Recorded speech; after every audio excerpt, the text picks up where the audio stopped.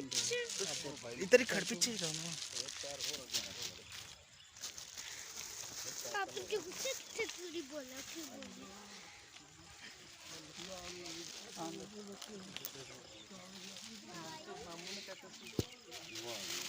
मामू जी मामू कह रहे हैं तो सही लग गई ठीक है सही आ गए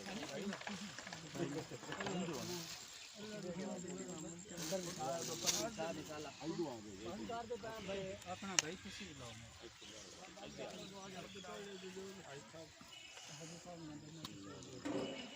एक दिवाई जो बना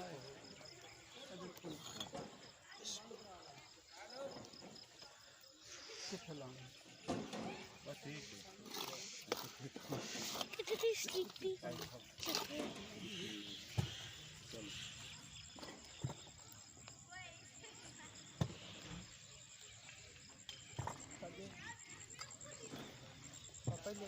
देखो बंटू भाई बंटू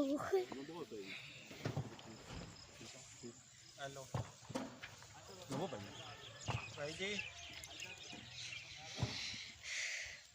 भाई ये हो क्या रहा है? इस तरह करके सारी मिट्टी इस तरह करते रहते हैं। पीछे तो नीचे उतरो आप नीचे मुझे पता है कि बाबू का घर बात है वो कैसे जिस तरह मिट्टी करके रखी है। अब बच्चन दे आज नहीं हो गयो बस ठीक है जी चल पकड़न लाल ऐसा नहीं रात को